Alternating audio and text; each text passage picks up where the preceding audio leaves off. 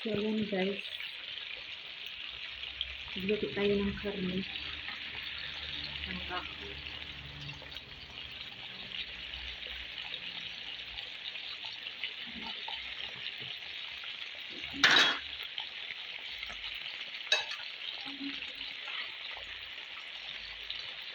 Kasi dito kasi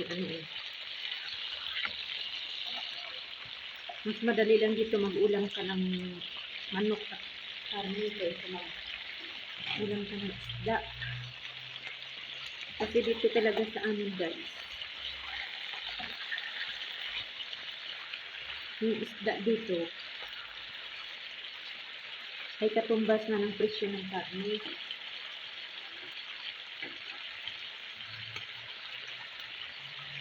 So yung iba mas pinipili na kumain ng karne kaysa isda. Kasi yung isda daw malangsa at mabukog.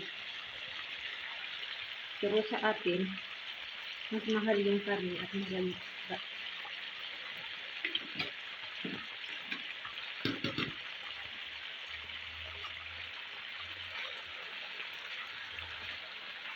So yung iba dito, gawin ko ng beef stick kasi meron tayo. Ito i-fried ko lang.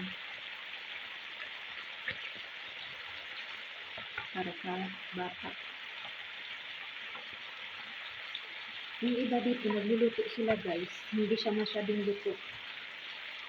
Kasi, sabi nila, mas sustansya daw yung beef na hindi pa siya luto. Yung may ano pa ba? May juicy. Pero meron ding iba na gusto nila yung luto talaga na mag-brown-brown siya ba.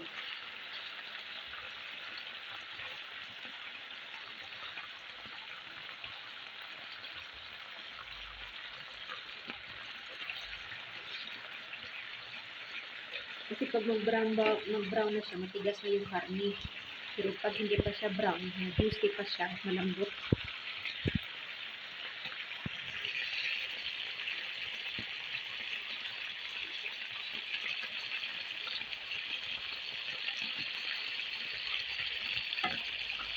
May ano na siya, may ingredients na siya, may asin, paminta, yung siya. Pero pag ayaw mo, hindi sa'yo kung nilagay mo.